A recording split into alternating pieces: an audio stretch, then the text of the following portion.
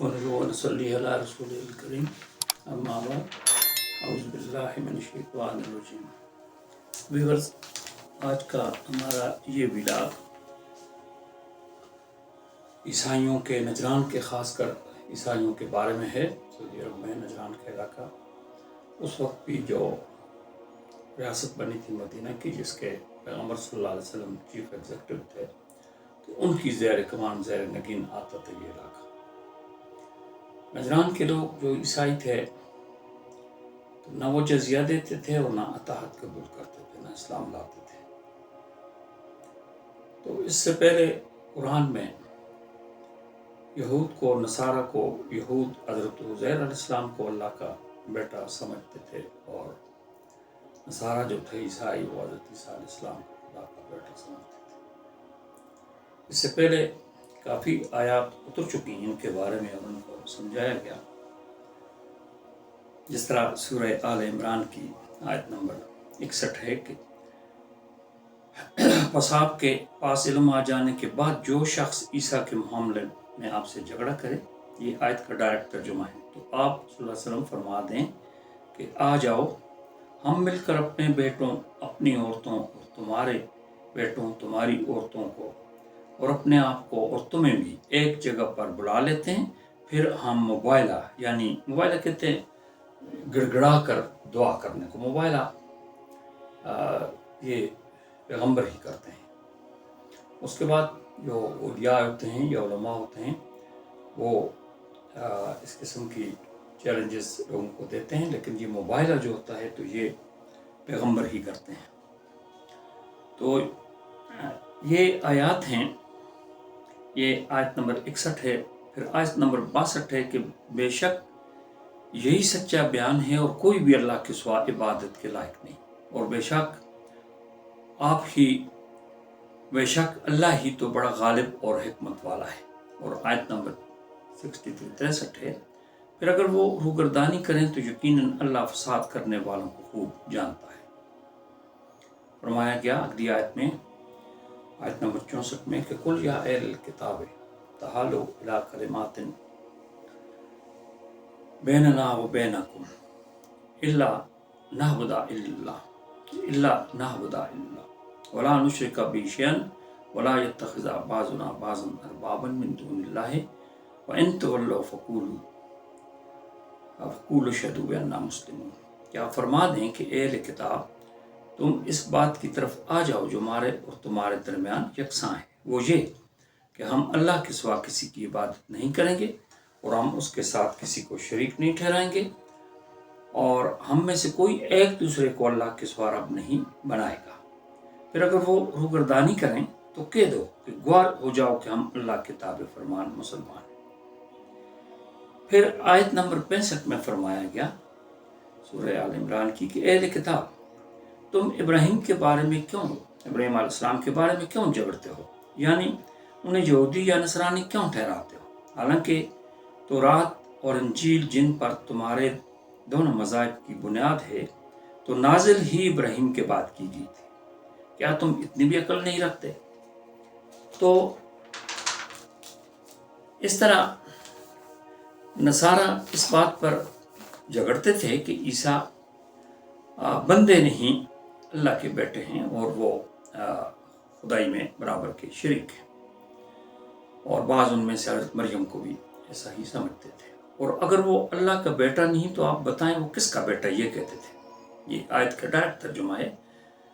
اس کی تشریح ہے آیت نمبر 64 کی کہ اگر وہ اللہ کا بیٹا نہیں تو آپ بتائیں کہ وہ کس کا بیٹا ہے۔ اس کے جواب میں آیت اتری، آیت نمبر 59 کہ آدم کا نہ تو کوئی باپ تھا اور نہ ماں تھی، پھر وہ کس کے بیٹے تھے؟ یعنی وہ بھی تو اللہ کے بیٹے نہیں تھے۔ اللہ نے آپ کو حکم فرمایا، آیت نمبر 60 ہے کہ اگر نصارہ نجران اس قدر سمجھانے پر بھی قائل نہ ہوں تو ان کے ساتھ مباہلہ کریں، اور اس مباہلے کے لیے اپنے جان سے زیادہ عزیز لوگوں کو اپنے ساتھ لے جائیں۔ دعوت مباہلہ کا سن کر نجران کے عیسائیوں کے وفد نے آپ سے مہلت مانگی، یعنی ان سے کہا گیا کہ آپ جزیہ دیں، ہماری رعایا بن جائیں، اور یا آپ پھر اسلام قبول کریں، اگر نہیں تو پھر ہم آپ کے علاقے پر لشکر کشی کریں گے۔ ان کی مجلس مشاورت میں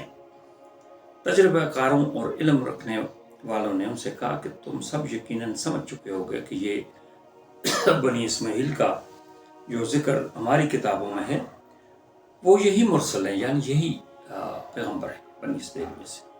ایک نبی سے مباہلے کا نتیجہ یہی ہو سکتا ہے کہ ان کا کوئی چھوٹا بڑا علاقت سے نہ بچے، یعنی عیسائیوں کا، اور پیغمبر کی بد دعا اور لعنت کا اثر نسلوں تک رہتا ہے۔ ہمارے لیے بہتر یہ کہ محمد صلی اللہ علیہ وسلم سے صلح کر کے اپنے علاقوں کو واپس چلے جائیں۔ چنانچہ اسی تجویز کے ساتھ وہ پیغمبر کے پاس پہنچے۔ حضور صلی اللہ علیہ وسلم کے ساتھ حضرت علی، حضرت فاطمہ، حضرت حسن اور حضرت حسین تھے، جن کو دیکھ کر ان کے بڑے پاپ لاٹ پادری نے کہا کہ میں ایسے پاک چہرے دیکھ رہا ہوں جن کی دعا پہاڑوں کو ان کی جگہ سے سرکا سکتی ہے۔ ان سے مباہلہ کر کے اپنے آپ کو سراسر ہلاکت میں ڈالنا ہے، اور ایک بھی نصرانی روئے زمین پر نہیں رہے گا اگر آمد پیغمبر کے ساتھ مباہلہ کریں گے۔ آخر کار انہوں نے جزیہ دے کر مدینے کی ریاست کا شہری بننا قبول کیا اور امن و صلح کے ساتھ نجران واپس چلے گئے۔ حدیث شریف میں ہے کہ پیغمبر نے فرمایا کہ اگر عیسائی پادری مباہلہ کرتے تو وادی آگ بن کر ان پر برستی اور خدا تعالی نجران کی وادی کا بالکل استحصال کر دیتا۔ 1 سال کے اندر تمام نصارہ ہلاک ہو جاتے۔ یہ نصارہ کا جو پوپ تھا، پادری تھا، یہ چونکہ توریت کا عالم تھا، انجیل کا، توریت کا، اس کو جانتا تھا کہ اس میں کیا فرمایا اللہ نے، تو یہ چاہتے ہوئے بھی اسلام قبول نہ کر سکا، کیونکہ وہ اپنی خواہشات اور پست اغراض کے سامنے خود اپنی کتاب کی ہدایات سے بھی منہ پھیر لیتے تھے۔ یہ لوگ نجران کی عیسائیوں کے وفد کے رئیس نے حضور کی تمام باتیں مان لی، لیکن اس وجہ سے اسلام قبول نہیں کیا کہ اس طرح بادشاہ روم ان کی تمام مراحات ختم کر دے گا۔ بادشاہ روم جو عیسائی تھا، رومن کرسچن تھے، تو وہ ہر جگہ عیسائیوں کی وہ ان کے وظائف اور دوسرے بندوبست ان کی سہولت کے، خاص کر جو پادری لوگ تھے، چرچ تھا، ان کے لیے وہ اپنی ڈیوٹی سمجھتے تھے۔ اس پر فرمایا گیا کہ جن بادشاہوں کی سلطنت اور ان کی دی ہوئی عزتوں پر تم مفتون ہو رہے ہو، تم خوش ہو رہے ہو اور تم اس کے احسان مند ہو رہے ہو، تو خوب سمجھ لو کہ کل سلطنت اور عزت کا اصل مالک خداوند قدوس ہے۔ اس کے قبضہ قدرت میں ہے کہ جس کو چاہے دے اور جس سے چاہے سلطنت لے لے۔ تو اس طرح سے یہ لوگ چاہتے ہوئے بھی ان کی قسمت میں نہیں تھا کہ دائرہ اسلام میں داخل ہو جائیں۔ چونکہ دنیا ایک آزمائش کے لیے بنائی گئی ہے، اس لیے اللہ تعالیٰ کسی ایسے شخص کو زبردستی راہ راست پر لا کر اس کے دل کو پاک نہیں کرتے جو ضد پر اڑا ہوا۔ یہ پاکیزگی انہیں کو عطا ہوتی ہے جو حق کی طلب رکھتے ہوں اور خلوص کے ساتھ اسے قبول کر لیں۔ جس طرح سورہ آل عمران آیت نمبر 21 میں یہ فرمایا گیا ہے کہ جو لوگ انکار کرتے ہیں اللہ کے احکام کا اور قتل کرتے ہیں پیغمبروں کو ناحق، اور قتل کرتے ہیں ان کو جو حکم کرتے ہیں انصاف کرنے کا، اور ان لوگوں سے کہہ دو، ان کو یہ سنا دو کہ ان کو دردناک عذاب ہوگا۔ حدیث میں ہے کہ بنی اسرائیل نے ایک دن میں 45 نبی اور 100 سے زیادہ صالحین کو قتل کر دیا۔ یعنی یہ اتنے ناشکر لوگ تھے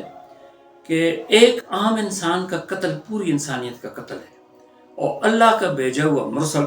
اس کو قتل کر دینا ان کے لیے اور اس کے ماننے والوں کو قتل کر دینا ایک عام سی بات تھی۔ یہاں نجران کی عیسائیوں کو سنایا جا رہا ہے کہ احکام الہی سے منکر ہو کر انبیاء اور انصاف پسند ناصحین سے مقابلہ کرنا اور پرلے درجے کی شکاوت اور سنگدلی سے ان کے خون میں ہاتھ رنگنا معمولی چیزیں نہیں ہیں۔ ایسے لوگ سخت دردناک عذاب کے مستحق ہیں اور دونوں جہان کی کامیابی سے محروم رہیں گے۔ جب ان سے کہا جاتا تھا کہ قرآن کی طرف آؤ جو خود تمہاری تسلیم کردہ کتابوں کی بشارت ہے، تو ان کے علماء کے ایک فریق تغافل برت کر منہ پھیر لیتا تھا، حالانکہ قرآن کی دعوت فی الحقیقت تورات اور انجیل کی دعوت دینا ہے۔ قرآن کی دعوت دینا तौरात और इंजील की तारीफ शुदा, तौरात और इंजील की नहीं, जो असली पैगंबरों पर नाजिल की गई ईसा और मूसा अलैहिस्सलाम पर, उसकी तालीमें, क्योंकि उसमें हज़रत मोहम्मद सल्लल्लाहु अलैहि वसल्लम का बनी इस्माइल के पैगंबर का जिक्र किया गया। और ये यहूद के और ईसाइयों के उलमा को अच्छी तरह पता था कि बनी इस्माइल में से एक आखिरी मुरसल, एक आखिरी पैगंबर आएगा जो कि हमारे ही मज़ाहिब का वो दोबारा रिवाइव करेगा, यानी जो उनकी मसख शुदा सूरत है उनको दोबारा वो ठीक रास्ते पर लाएगा। और किताबों में जो तारीफ की गई है तो उनके पास एक नई किताब आएगी तो उसी को मानना फिर लाजम होगा। आज का ये विलाग इसी पर ख़त्म करते हैं। उम्मीद करते हैं कि आपको पसंद आएगा। अगर पसंद आए तो सब्सक्राइब कर दें। शुक्रिया।